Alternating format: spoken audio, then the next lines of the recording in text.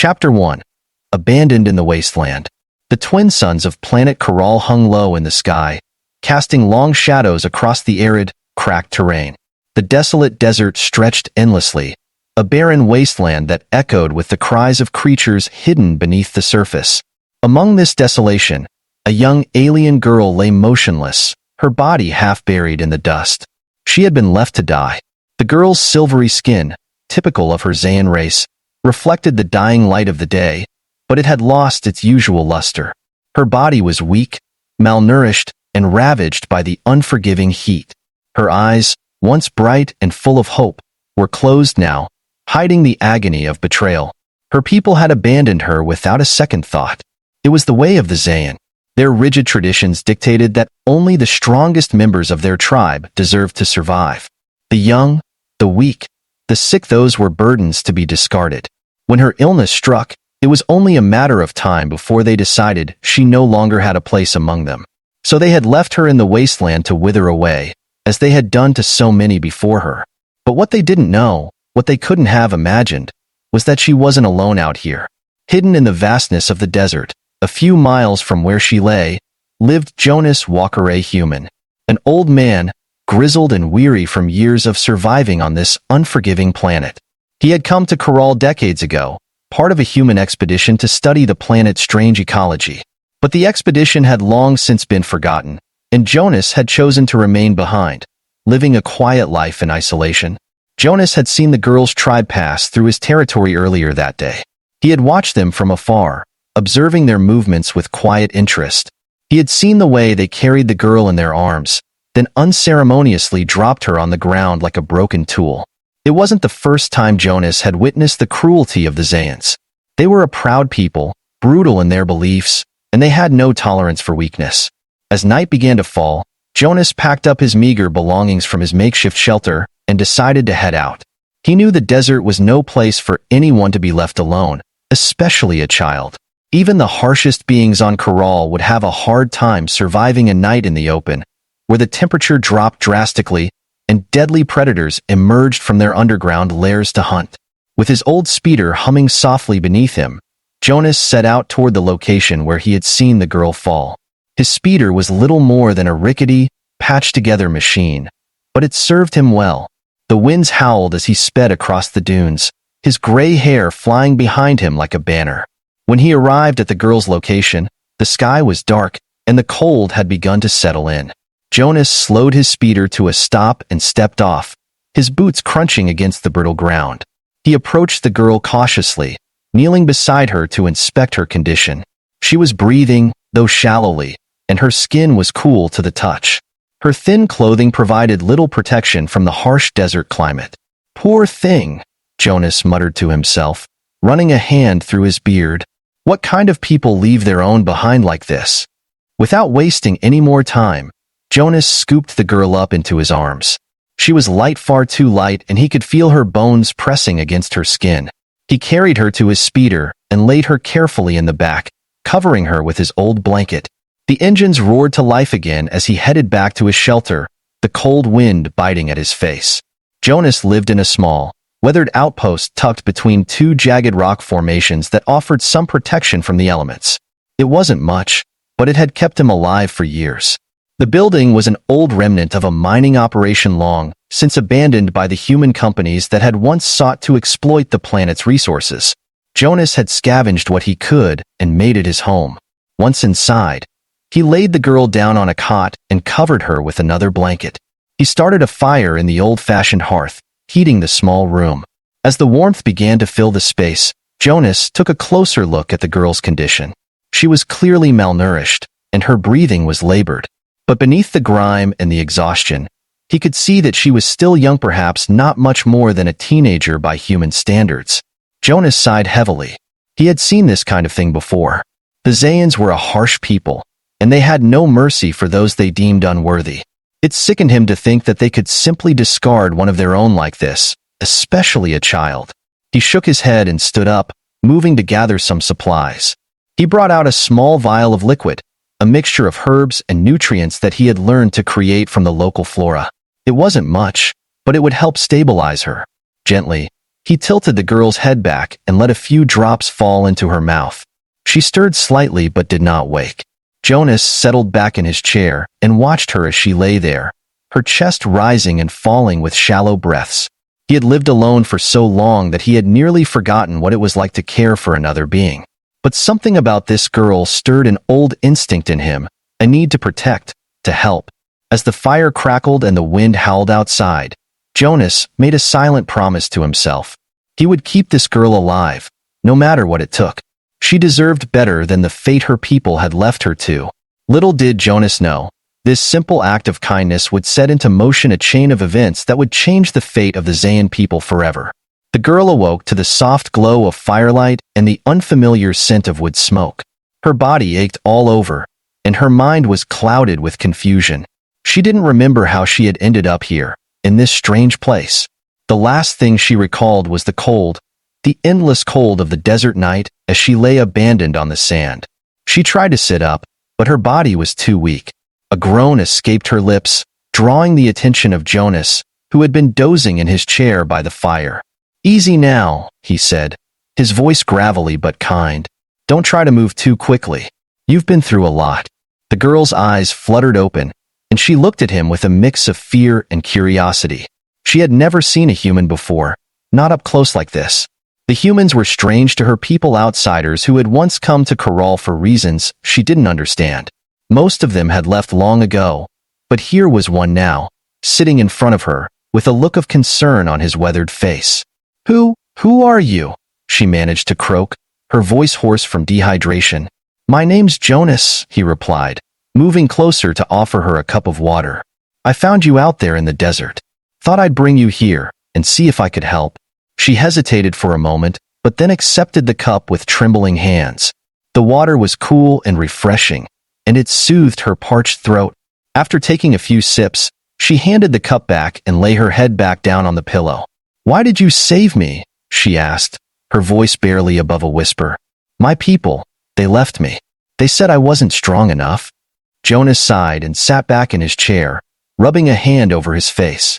"I know how your people are. They've got some strange ideas about strength, but that doesn't mean you deserve to die out there. No one does." For a long moment, the girl said nothing, her mind swirling with thoughts of her tribe. They had left her, cast her aside like she was worthless.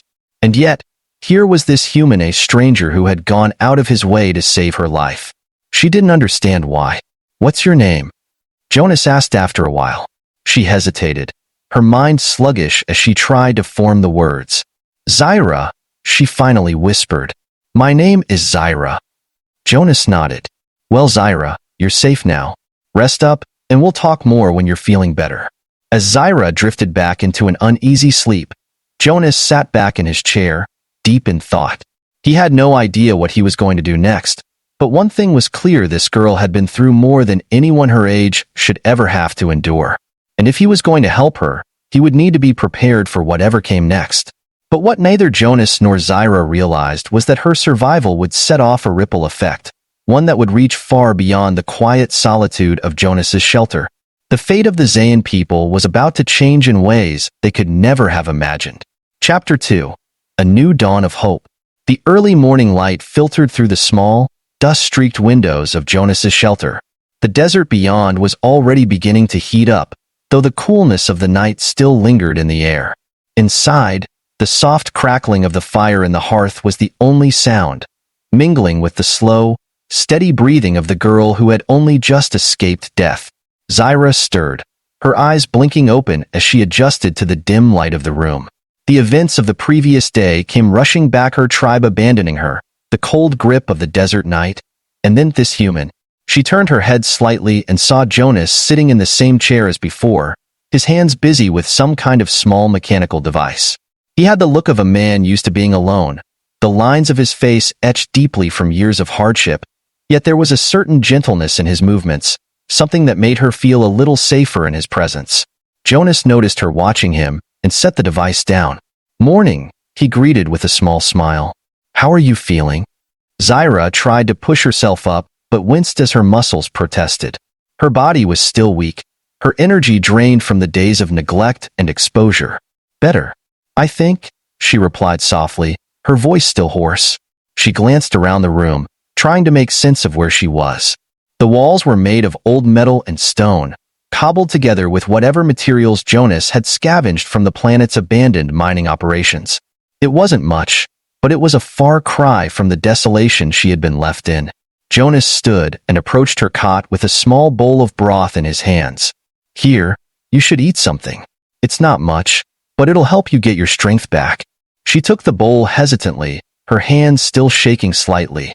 The broth was warm and tasted faintly of local herbs, unfamiliar but not unpleasant.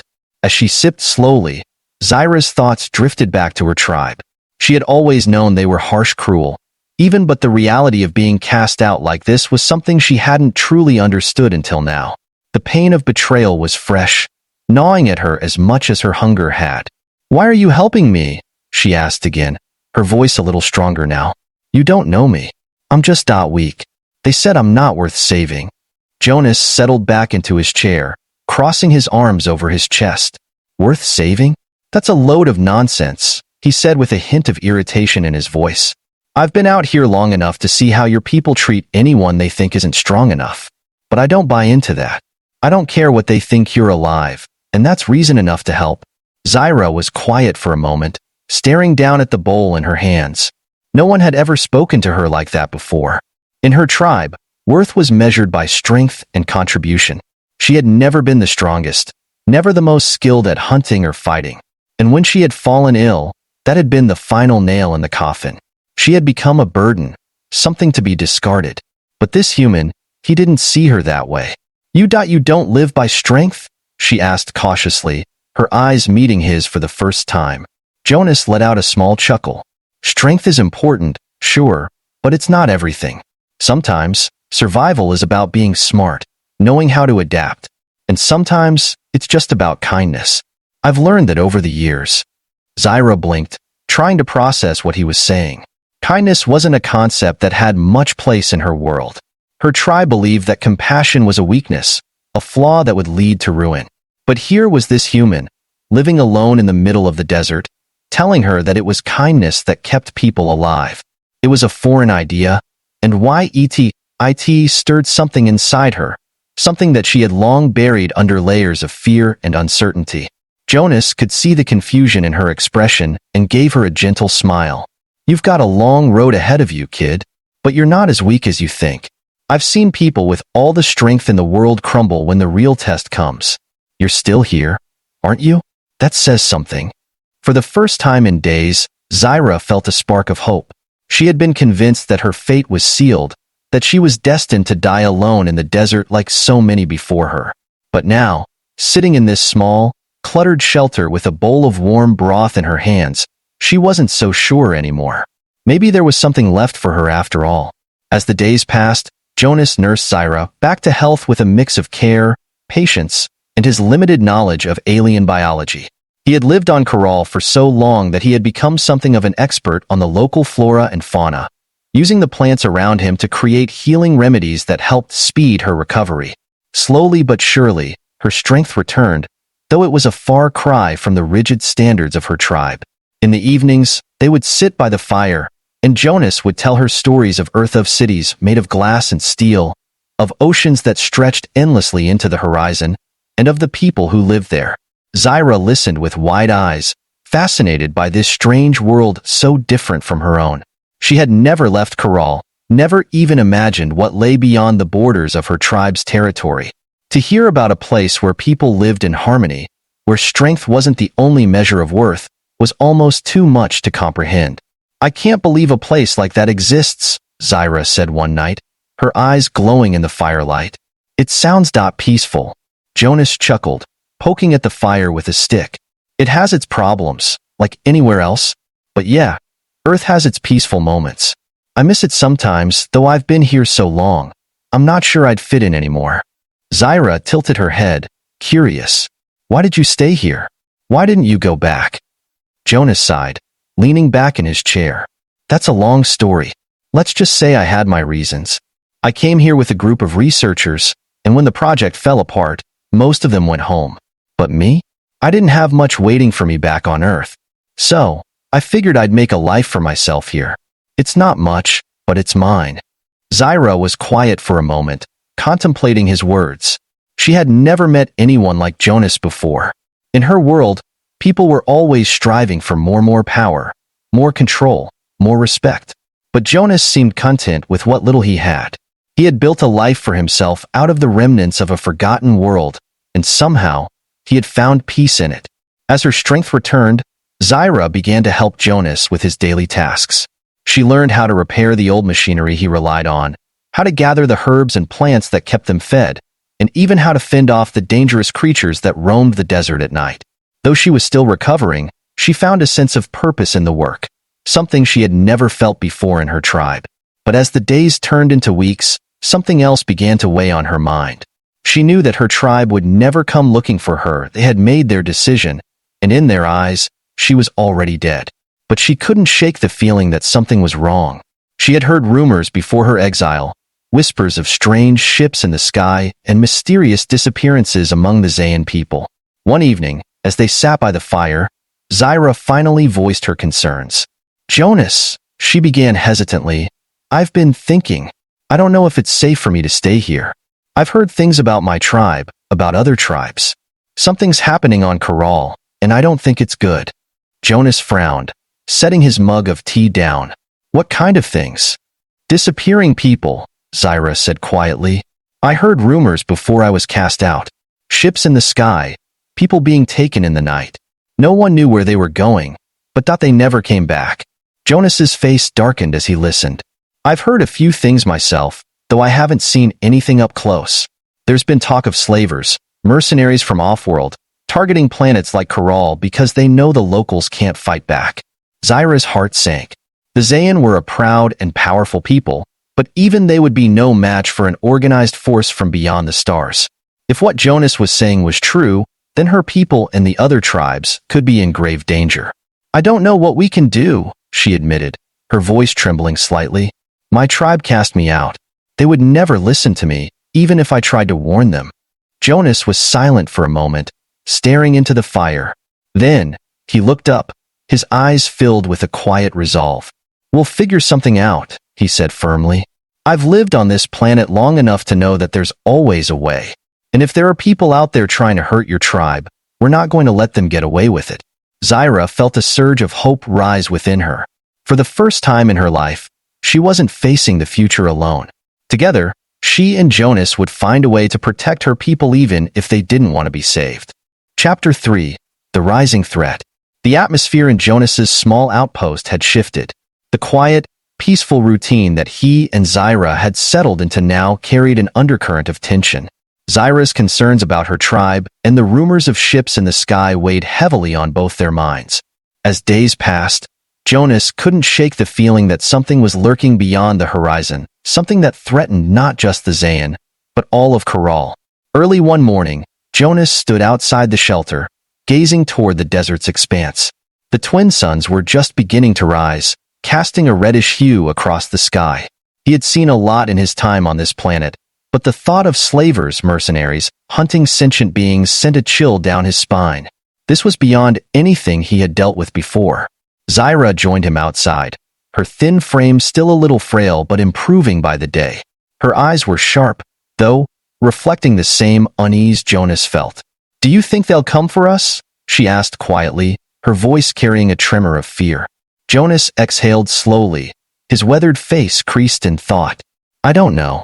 But if they're here, and they're taking people, it won't be long before they get bolder." He looked over at her, sensing the depth of her worry. Her tribe may have cast her out, but they were still her people. He could see it in her eyes, the way she carried the weight of their fate on her shoulders. He had been trying to think of a way to help, to warn the Zayan, but it was difficult. Jonas was an outsider, and so was she now.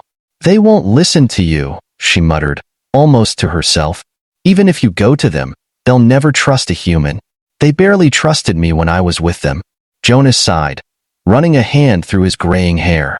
"You might be right, but we can't just sit here and wait for whatever is coming." The two stood in silence for a moment, watching the sun climb higher into the sky. The desert stretched out before them, vast and unforgiving.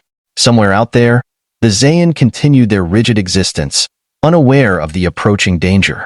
Zyra clenched her fists, frustration bubbling up inside her. She had been left to die by those very people, and yet she couldn't help but feel the urge to save them, to do something.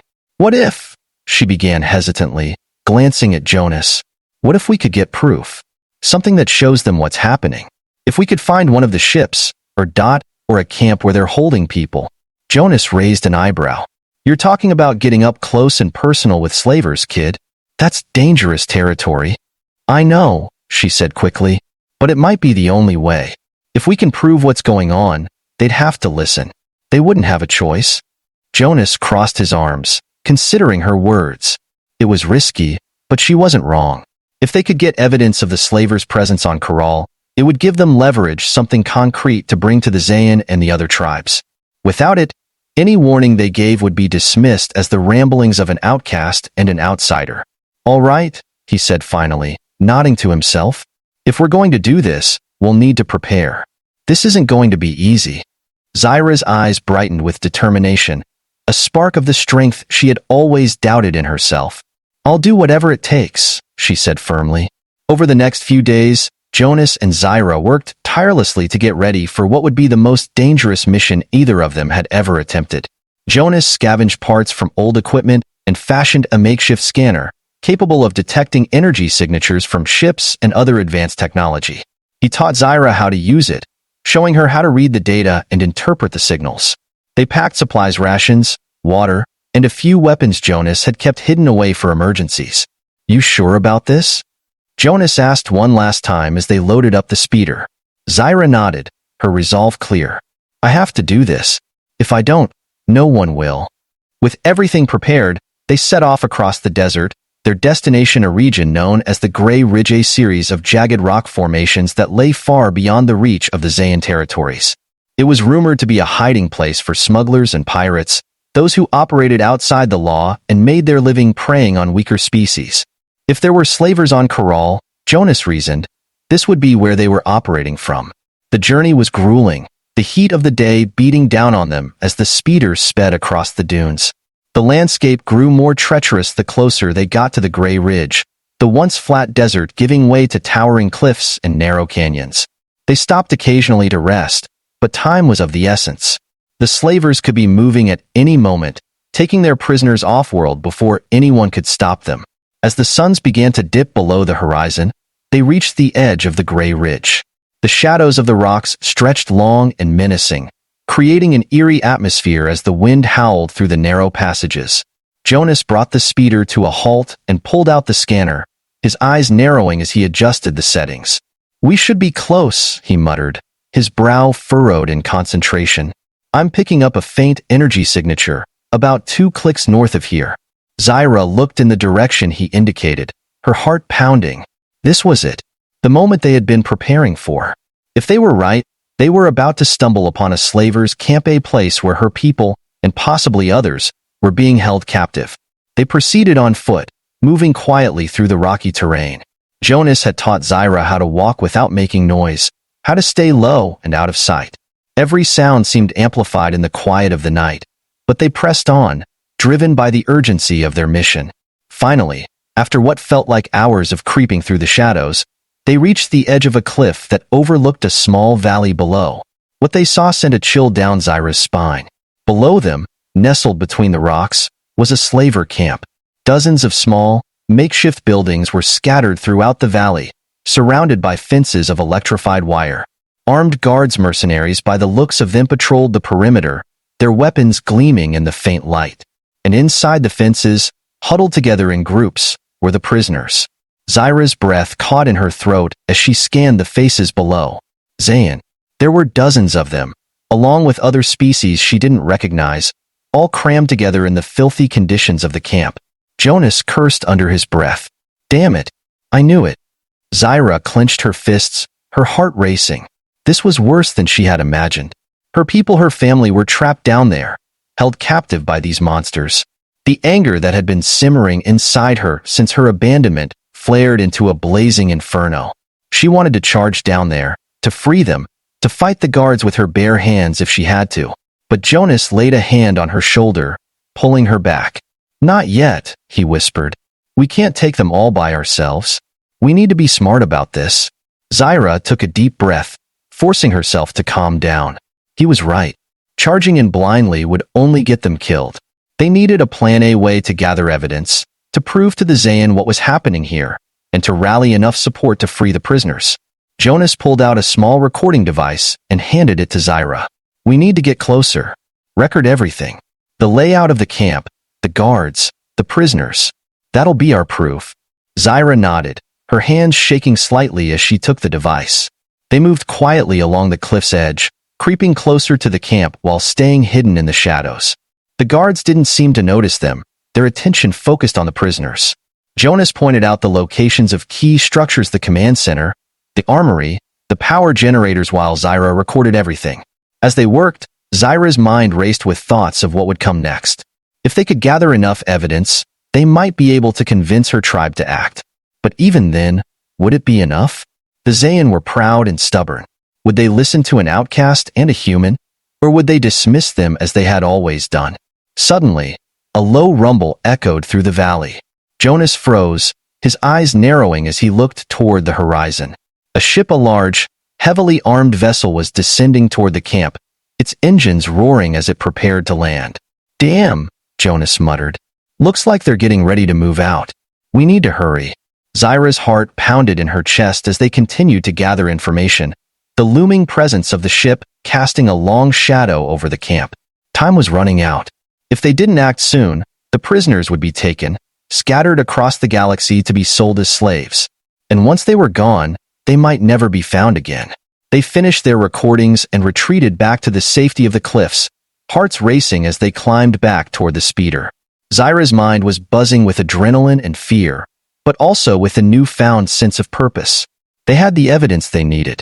Now, it was time to face her tribe. "Let's go," Jonas said, revving the speeder's engine as they sped off into the night. "We're not out of this yet." As they raced back toward the Zayn territories, Zyra felt a strange mixture of hope and dread. The fate of her people rested on what they had just done, and the real battle was only just beginning. Chapter 4. The Fate of a People. The speeder hummed as it tore across the dunes of Coral's unforgiving desert, carrying Zyra and Jonas back toward the Zayn territories. The wind howled in their ears, but the roar of the engines couldn't drown out the pounding of their hearts. Time was running out. The slavers were preparing to move the prisoners, and once they were gone, there would be no bringing them back.